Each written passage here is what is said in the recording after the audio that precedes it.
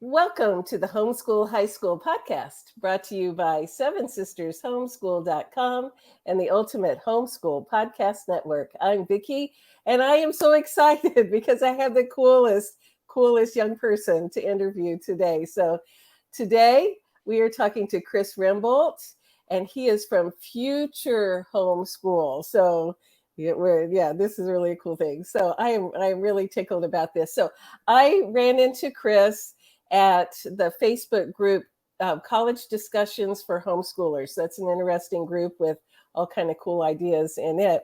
And Chris and I were both sponsoring an activity that they had there. And I looked at his like introducing himself, and I go, oh my goodness, there is a young person that is doing the coolest things with, for heaven's sakes, AI. So now that I've got that teaser out there, Chris, tell us a little bit about yourself and your homeschooling story. Yeah, absolutely. First of all, thanks for calling me young. That makes me feel great. I am 35 and I'm working on staying young, mostly by just filling my days with nonsense, hobbies, and discovery and continuing education. That's and second of all, yeah, shout out to Meryl Van der Merwe for creating the group that brought us together. She has an awesome podcast as well. Yeah. So I was homeschooled K through 12, and that had a huge impact on my life. I never went to public school. The closest I got before going to college was just taking some standardized tests in Kansas. And my mom is still so proud of this. This is not a brag on me. This is a brag on her. I tested like at college level on most things at like 10 years old. So that was just like being a nerdy little kid, no screens, no video games. And not that those things are bad, but, and they're increasingly relevant these days, but all I had was books, Legos, and the Kansas outdoors. And that was very hands-on for me. I learned so much. My favorite books were Little House on the Prairie and like nature books as well, like about like field guides for birds and reptiles and aquatic creatures. So I had a very rich childhood. Yeah. And that was just so awesome. Then we moved to Tennessee and continued the education by my parents buying a piece of land, having contractors build the framing of a house that my mom designed. And then we did most of the work. Like we installed plumbing, we installed some of the electrical, we installed siding, we installed windows. And of course, we had to tame the land around the house as well. And it was just such a great education upbringing. Is that the best homeschool story? Like that's that all of life is education. You got a rich and full education there.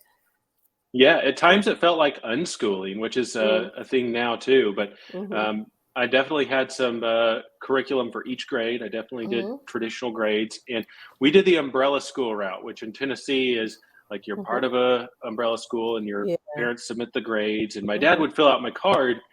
He would say, all right, Chris, so I'm going to put all A's on here.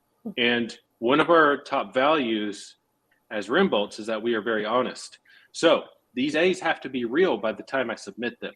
So what you're going to do is you're going to put in honest work until you can take the exams at the end of the book and get A's on them. And if you take an exam and you don't get an A, that is okay.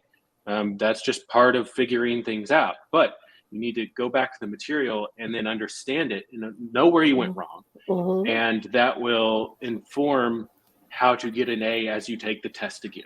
And that formed my entire approach to career in business and college. So you learned as a child to set goals. So your dad had some written goals for you, and he kind of gave you the confidence to work on mastery in order to reach those goals. And what a cute idea. Like, okay, good. You had very creative parents.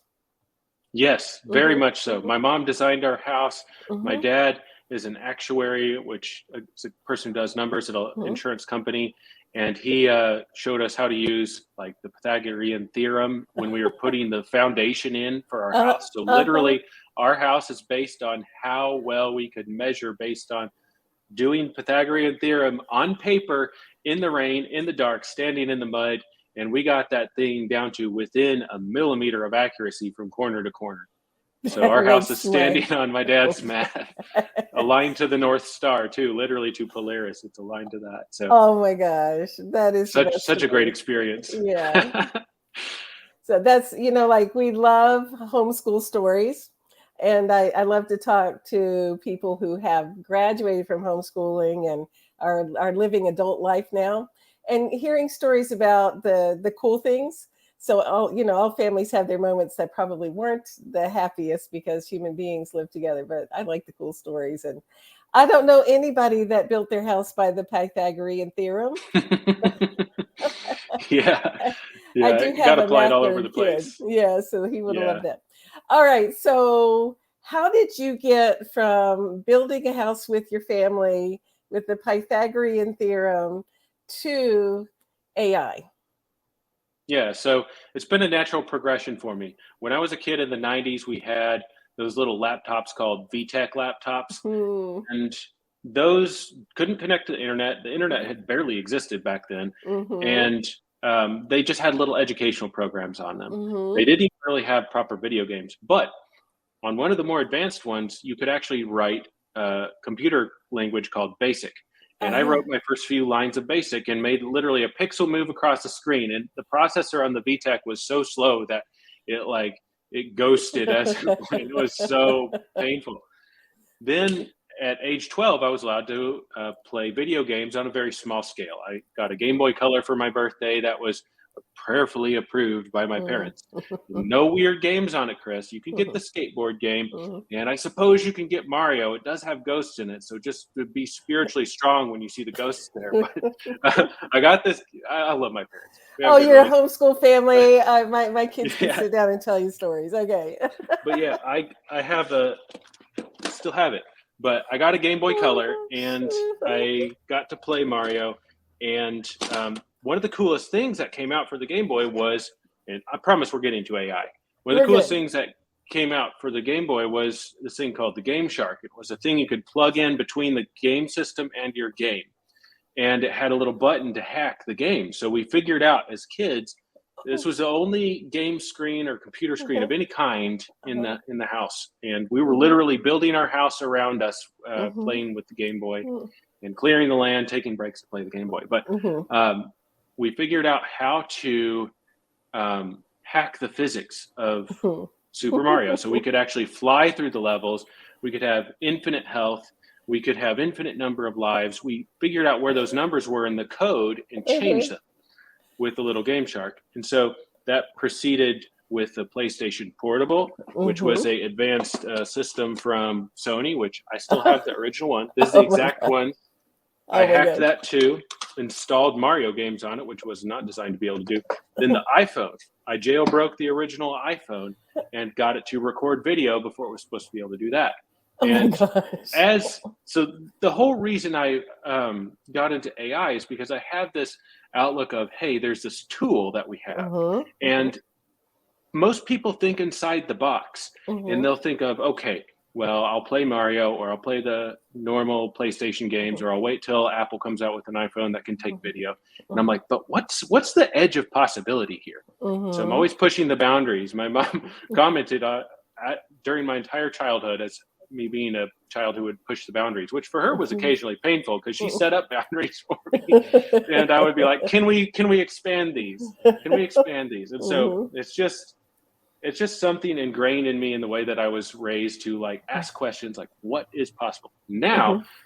I've been studying AI since before ChatGPT. So Mhm. everybody, at least in my perspective, because I'm in the tech world and I'm on Twitter and I'm all Mhm. that, and like Mhm. everybody to me is talking about AI now. But this has Mhm. not always been the case. Um, I started studying it in 2018. I Mhm. started learning where it came from. What Mhm. it started actually, I think, in the 60s, and Really? yeah, not until recently, if we had enough compute power and enough information to send through the compute power to Mhm. create things that the architecture predicted back then. Mhm. So it's kind of like reality meeting the curve of a prediction, which is really cool to see that in innovation. But now I've been hacking AI. I used it to build. I've used it to do all kinds of things, but one of the things I did was build a web app for my wife. She is a person who is an expert in color palettes and other things for design. Yeah. And so I built her and her audience a web app, and I built 2 other web apps just for fun. Made something with hardware too, with a little computer and a camera. And so I'm using this tool now as a natural extension of my exploration of the world of what is possible with tech and with tech devices in empowering someone who is using them. That is so cool. So what you are doing for the homeschool community now, I think is going to really excite teenagers who are, they are digital natives. They're not like us old ladies. So, but they want to know and they want to learn wisely. So before we do that, though, I don't want to give any moms a heart attack because we hear the word AI and we go like, oh my gosh, this is really scary. It's like the ghost of Mario, So, so tell us about why, because we're gonna talk about how you teach AI, and so tell us why a homeschool high schooler might want to learn about AI and about ChatGPT. Like, why? Well, there is good cause to be concerned about AI. So there's think of a distribution curve of like the people that know little to nothing about AI but are scared of it, and then the people that know a huge amount about AI. They're also scared of it. So like Sam Altman, Elon Musk, Demis Hassabis, the people who are pioneering in the area, they're like, goodness, this is really powerful and it could be a problem. So in between, there's people who are hyping it. Like in the very middle, they're like, AI is the savior. It's like going to save us all. And so there's this distribution of opinions about AI. I probably skew between the breathless tech enthusiasts who are super excited about it and the people who have been studying it long enough to know why it could be a problem. I'm kind of cautious about it, but I believe that it's like a genie that's out of the bottle now. It's not something that we can avoid. It's like the internet. It's like the smartphone. It's like the computer. It's the next progression of technology. And even though it is extremely powerful and it could be used to empower extremely dangerous people to a crazy degree, that's my biggest concern with it, is it empowering dangerous people. That's true. The reason I am coming to the homeschool world now is I don't think I'm going to make like a ton of money selling homeschool curriculum. That's not why I'm here. I'm here because I am actually working in AI. I build things in my main business with AI for my customers, and it's empowering me to do things that it used to take an entire company to do, not just 2 years ago.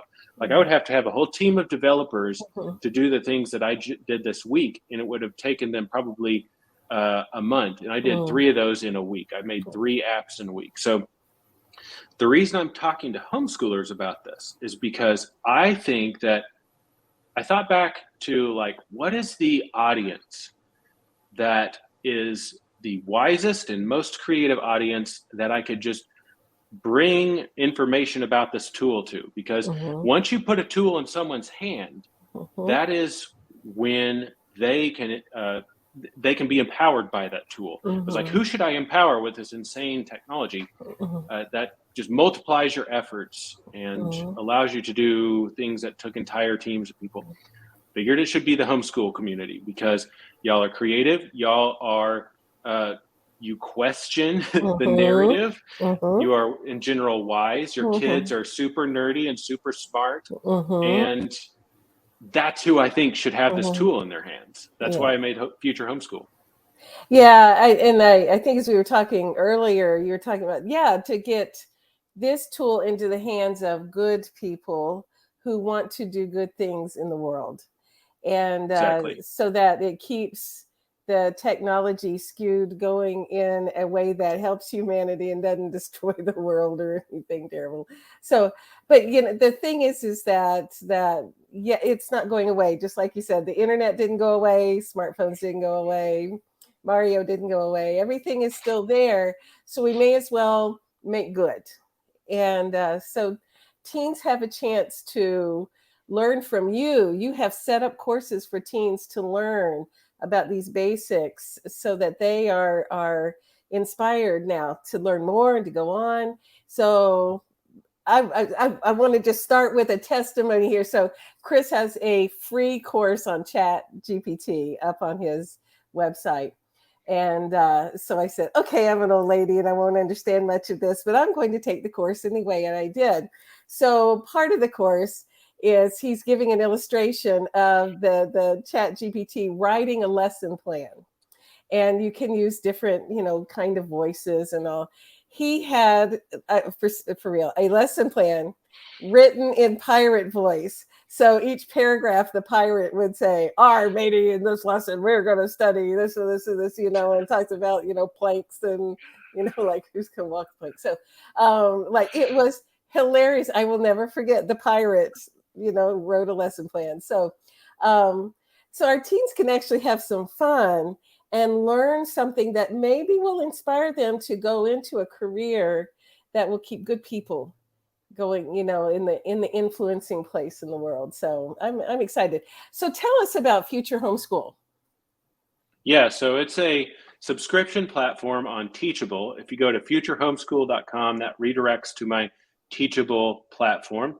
And I add a new lesson each week based on like what I myself learned that week in artificial intelligence. I just created one today about how to web apps using GPT. And we actually build an entire web app in less than 30 minutes in the lesson. And it's not hard to do. Like you can show up to the lesson not knowing any code. And it's pretty cool. But selfishly also, I want to do this for years and years. And I think that as homeschooling grows and as more and more people do this, and as more people go through my course, some of these kids are going to graduate and they're going to start their own tech companies. And I want them to remember Chris Remboldt, who taught them some stuff with AI, and come to me first for investment. So I want to invest in startups that spin out of this. I think that's a really smart and cool idea. And so if you're a high school kid who is entrepreneurial, that's me too. My heroes are Steve Jobs and Elon Musk and the people who are building a more prosperous future today. And like we can take up that mantle now. Like we can say, hey, this thing should exist in the world because it will make people's lives better in this way and empower them in this way. And we can use AI to help us build that more effectively and faster. You know what? You just sold a bunch of kids, and talk about pushing the boundaries. So, you're not only thinking, okay, how do I teach these teens some AI? How do I teach them to be entrepreneurs, to create? And in fact, that's one of your lessons. And I was scrolling through the lesson titles. Where is that?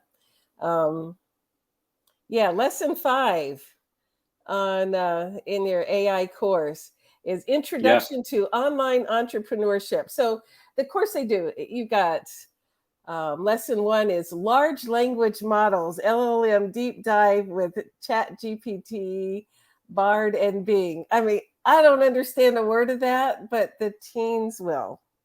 And they'll learn some about Python. They'll learn business projects and creative projects, how to use AI to create your own field trip, for heaven's sake.